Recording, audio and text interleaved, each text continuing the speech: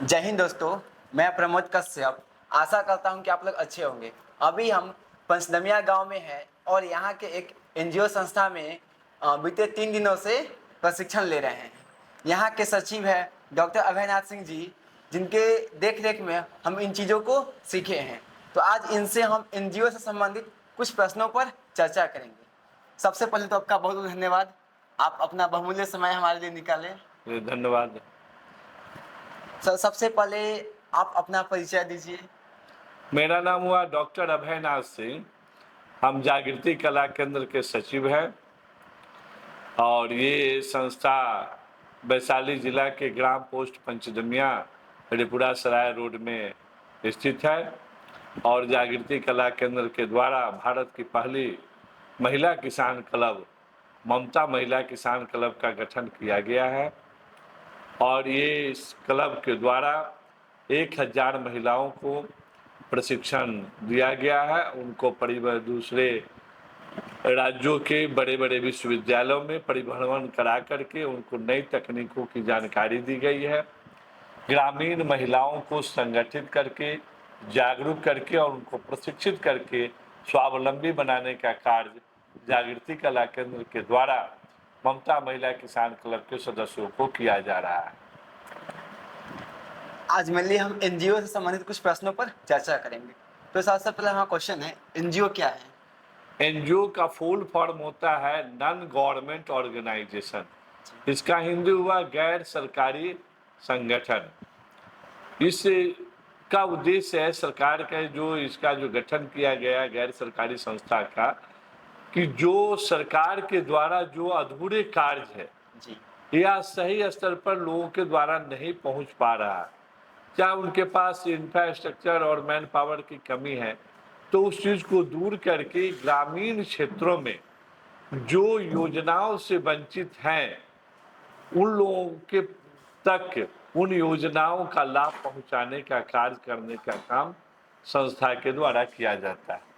गैर सरकारी संगठन अपने भी लोगों से सहयोग राशि लेकर के जो सरकार के द्वारा नहीं किया जा रहा है उन कार्यों को जो जरूरी है ग्रामीण क्षेत्रों में, महिला सशक्तिकरण है, बच्चों को कौशल विकास है, पर्यावरण संरक्षण है, भूमि संरक्षण है, ऊर्जा संरक्षण है, स्वास्थ्य संबंधी जानकारी है, टीकाकरण है, पर्यावरण के बारे में जागरूकता है। अभी फिलहाल में जो प्रधानमंत्री जी का कार्यक्रम आया है श्री अन्न मोटा अनाज पे लोगों को जागरूक करने का, उससे संबंधित लोगों को खेती करने का, उससे संबंधित जो खाद्य पदार्थ है उसका खाद्य प्रसंस्करण के द्वारा लोगों को उपलब्ध कराने का, ये कार्य संस्था के द्वारा किया जा रहा है। ये जो मुख्य रूप से गैर सरकारी संगठन का गठन क्या है कि जो लाभ विकास योजनाओं से जो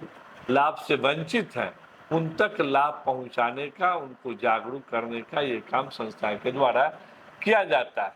वो कानूनी रूप से विधिक सहायता भी उनको देना है, कहीं कोई योजनाओं के बारे में जानकारी दे करके उनको फॉर्म भरवा करके उन तक पहुंचाने का काम एनजीओ के द्वारा किया जाता है। थोड़ा अगर बात करें तो कहीं ना कहीं हम सरकार को टैक्स पे करते हैं। यह सरकार की रिस्पॉन्सिबिलिटी है कि वो हमारे जो टैक्स पे जो पैसा है उससे हमारे लिए और जिनकी आवश्यकता है, जैसे सड़क हो गया, किसानों के लिए बहुत सारी योजनाएं लाए। तो फिर यहाँ पे एनजीओ की क्या आवश्यकता पड़ी कि एक एनजीओ एक अलग बॉडी बना?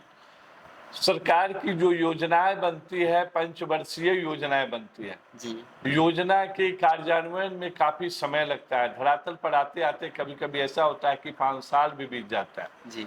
वैसे परिस्थितियों में जो गैर सरकारी संगठन है वो उनके लिए, मान ली बीच में कोई प्राकृतिक आपदा आ गया, बाढ़ आ गया, सुखाड़ आ गया, भूकंप आ गया, तो सरकार की तो योजना बनेगी, आएगी, उसमें काफी समय लगेगा।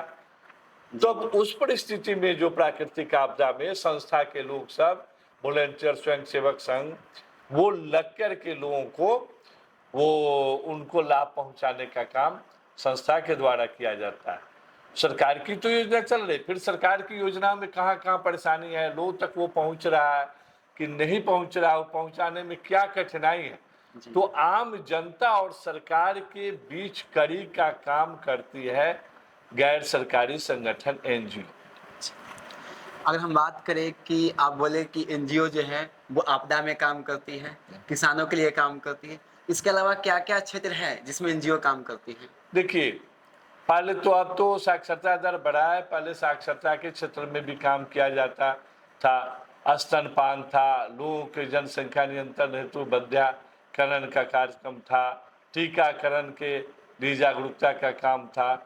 तो ये सारे चीज़ जो स्वास्थ्य के क्षेत्र में थे, शिक्षा के क्षेत्र में, कृषि के क्षेत्र में, स्वरोजगार के क्षेत्र में, सभी क्षेत्रों में संस्था का ये दायित्व है। जो काम सरकार से छूट रहा है, जी। चाहे जो गति प्रदान होना चाहिए वो नहीं हो रहा है, उसमें वो सहायता के रूप में संस्था कार्य करती है। जो भी एनजीओ हैं या बहुत सारे जो सामाजिक संस्थाएँ हैं, जो लोगों के लिए काम करती हैं, तो उनको पैसा कहाँ से आता है काम करने के लिए? ये पैसा देखिए, संस्था क्या है कि एक सरकार के द्वारा भी जो है, जो उनके लिए भी फंड होता है, सरकार के द्वारा भी जो 10% है जी। वो संस्था के लिए फंड रखा जाता है, उसमें उनके द्वारा विज्ञापन निकाला जाता है।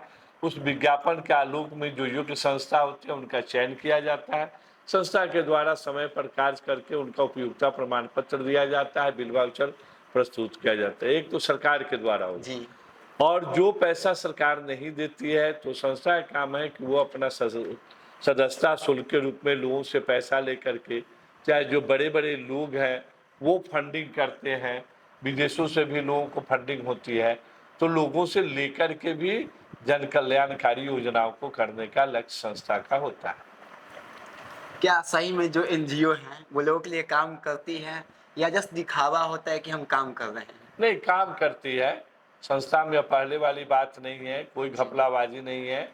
जब तक वो काम नहीं करेंगे, काम करेंगे, उनका फोटो होता है, जी। बिल वाउचर होता है, उपयोगिता प्रमाण पत्र होता है, सारे चीज़ों के लिए उसमें मॉनिटरिंग होता है, उसमें घपला का कहीं से कोई गुंजाइश नहीं है।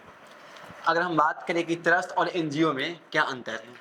देखिए, ट्रस्ट का जो रजिस्ट्रेशन निबंधन होता है, वो निबंधन कार्यालय प्रखंड स्तर पर जो होता है रजिस्ट्री ऑफिस, उसके द्वारा होता है। ट्रस्ट में 4 आदमी होते हैं, संस्था में कार्यकारिणी में कम से कम 7 लोग होते हैं। जी। और जो संस्था का जो निबंधन होता है एनजीओ का, वो राज्य स्तरीय होता है, उसके लिए निबंधन महानिरीक्षक होते हैं, उनका आवेदन देना पड़ता है और उनके द्वारा उस संस्था का निबंधन होता है।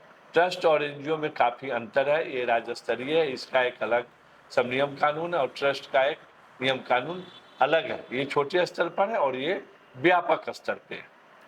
अगर हम बात करें कि किसी भी एनजीओ को चलाने के लिए क्या-क्या रिक्वायरमेंट है? क्या कोई ज़मीन है या कितने लोग इसमें? देखिए, एनजीओ को चलाने के लिए उसका एक अपना कार्यालय होना चाहिए, जी। उसके जो 7 सदस्यीय जो कमेटी हैं, अध्यक्ष, सचिव, कोषाध्यक्ष, कार्यकारिणी सदस्य होती है, फिर आम सभा की बैठक होती है, जो भी उनकी कार्य योजना है वो बनाना पड़ता है, आम सभा से पारित करवाना पड़ता है, फिर जो कार्यकारिणी समिति है वो निर्णय लेती है कि हमको क्या क्या काम करना है, उसको बैठक बुला करके, इसमें पूरी पारदर्शिता के साथ बैठक होती है और उस बैठक में निर्णय लिया जाता है और निर्णय के आलोक में सारे कार्य को किए जाते हैं। अगर हम बात करें कि आप पीएचडी भी कर चुके हैं हाँ। और तो आप जो है एजुकेशन में काफ़ी अच्छे थे। जैसा आपके साथ अभी 3 दिन हम टाइम स्पेंड किए हैं, तो जो हम अपना अनुभव किए वो लगा। तो आप एनजीओ क्यों चूज़ किए? अगर आप चाहते तो किसी अच्छे ऑफिसर रैंक पे भी जा सकते थे।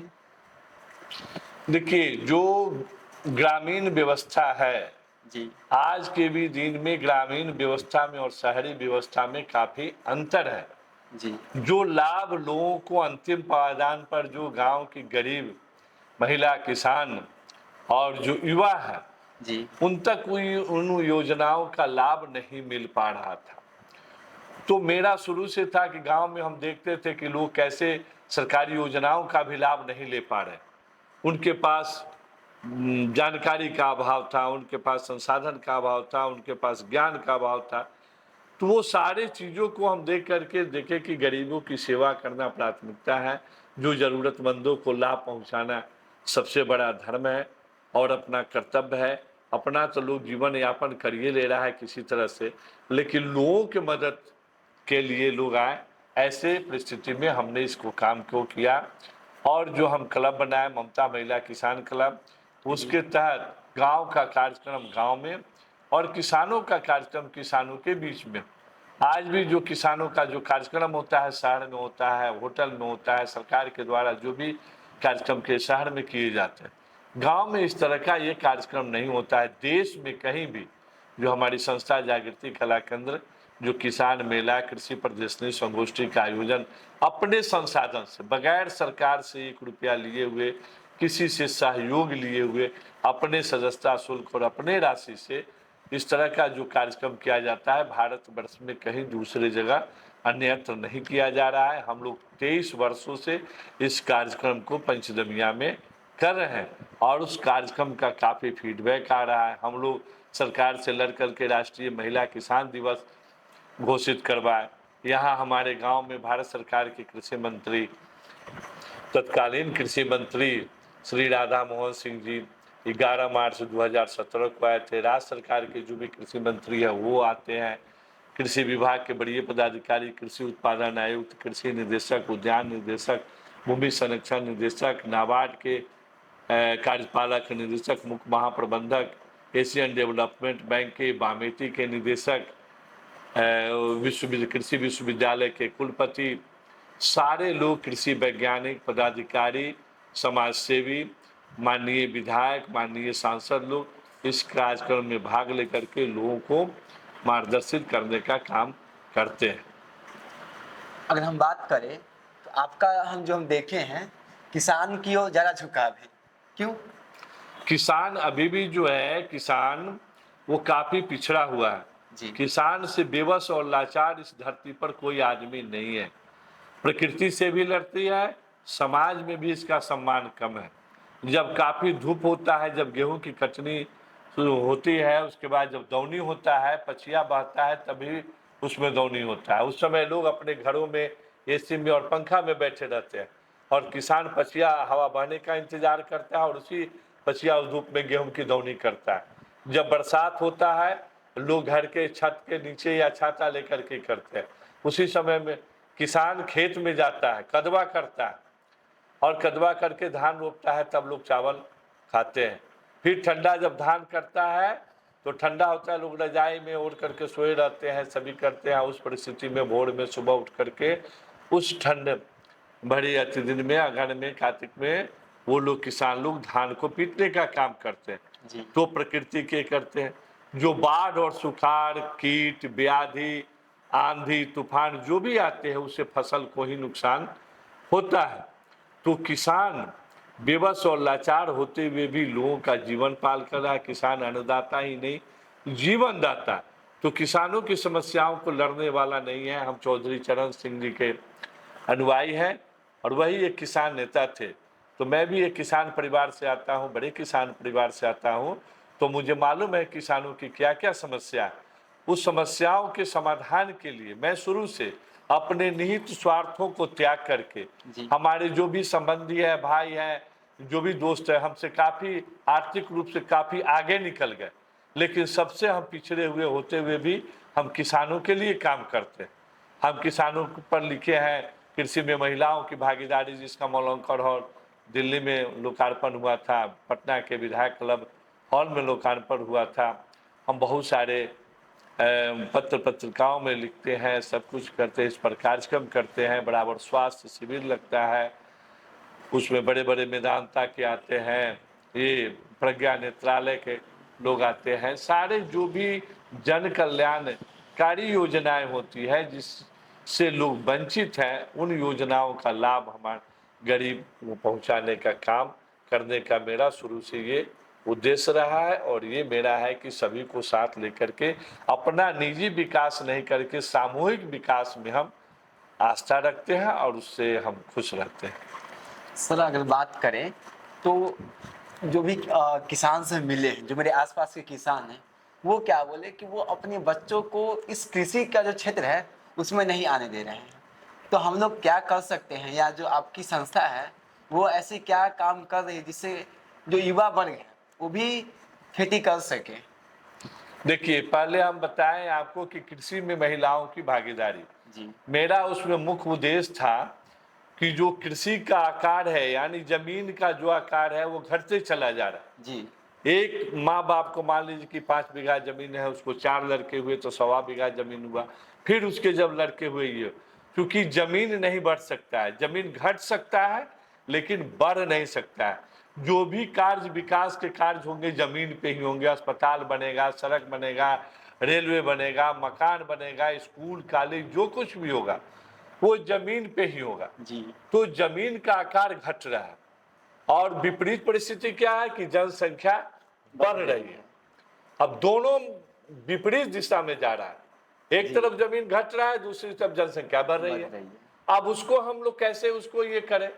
अब पुरुष जो है अगर वो जमीन उसके पास कम है तो उस पर अगर आश्रित होगा तो उसका जीवन यापन नहीं चलेगा, उसको बाहर कमाने के लिए जाना पड़ेगा। जाना तो ऐसे में मेरा मिशन था कि घर में जो बेकार महिलाएं बैठी हुई हैं, हरित क्रांति जो आया तो उसके बाद मेरा ये उद्देश्य था कि द्वितीय हरित क्रांति महिलाओं को कृषि कार्य से जोड़ करके ही आ सकती है। जी अब पुरुष उसके चले गए बाहर काम करने के लिए, अब महिलाएं घर में बेकार बैठी हुई हैं। तो मेरे क्लब का नारा था, महिलाएं घर में बेकार न बैठो, अपना रोजगार करो, खेती करो। तो उसके लिए महिलाओं को हमने जागरूक किया पूरे देश भर में घूम करके, राज्य में घूम करके, कि आप सबसे पहले संगठित होइए। पहले महिलाएं नहीं आती थी, अब आ रही हैं, संगठित होइए। कृषि के बारे में उनको हम जानकारी दिए, ICAR के वैज्ञानिक को बुलाए, कृषि विभाग के पदाधिकारी को बुलाए, जो भी हमारे संस्था में जो कृषि विशेषज्ञ है उनको बुला करके कृषि संबंधी प्रशिक्षण दिए, उनको बीज उपलब्ध कराए, उनको दवा उपलब्ध कराए, फिर उनको सामान बेचने के लिए उनको सुविधा उपलब्ध कराए। तब महिलाएं इस कृषि कार्य में आई।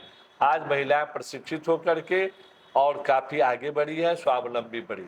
दूसरा जो विषय आपने बोला कि जी युवा क्या कर रहा है कि कृषि कार्य से विमुख हो जा रहा है। ये बहुत ही सोचनीय विषय है। कोई भी अपने बेटा को किसान बनाना नहीं चाह रहा। वकील अपने बेटा को वकील, डॉक्टर अपने बेटा को डॉक्टर, पदाधिकारी अपने बेटा को पदाधिकारी, जो कृषि वैज्ञानिक भी हैं वो भी अपने बेटा को किसान बनाना नहीं चाहते हैं। कोई भी कृषि वैज्ञानिक कृषि कार्य नहीं करते हैं। तो युवा को कृषि कार्य से कैसे जोड़ा जाए, क्योंकि अन्न का कोई विकल्प नहीं है। सब लोग दूसरे ही क्षेत्र में चले जाएंगे तो अन्न का उत्पादन कैसे होगा? जी तो बच्चे में शुरू से ही उनको इसके प्रति जागरूक करने की जरूरत, उनको हाई स्कूल से ही कृषि के बारे में, कि आप अपने घर पे कम से कम एक नींबू का पेड़, हरा मिर्च का, पपीता का, आंवला का, ये सब पेड़ लगाइए। अपने घर के पास कद्दू लगाइए, टमाटर का पेड़ लगाइए, ये सब नेनुआ का पेड़ लगाइए। जो अपना कृषि वाटिका को आप अपना करते रहिए कि आपको घर पे उपलब्ध है। उससे ज़्यादा जमीन है तो और ज़्यादा कीजिए। दूसरे कार्यों को करते हुए भी आप कृषि कार्य कीजिए। आपके पास इंदिरा आवास के ही तहत मकान बना हुआ है तो आसपास उसमें कुछ न कुछ पौधा लगाइए, सब्जी लगाइए। उससे क्या होगा कि जब आप पौधा लगाइएगा तो वहाँ का जंगल खत्म होगा, उसमें सांप गोजर ये सब बिच्छू नहीं आएगा।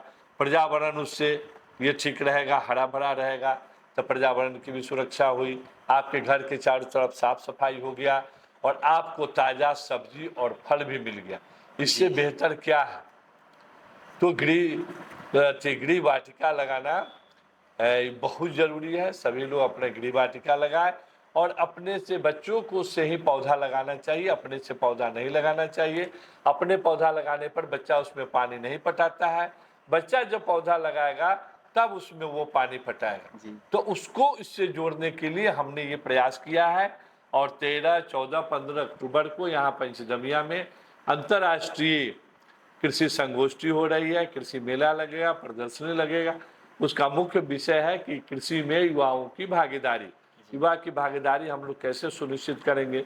उसके लिए उसमें उनको रोजगार देना होगा।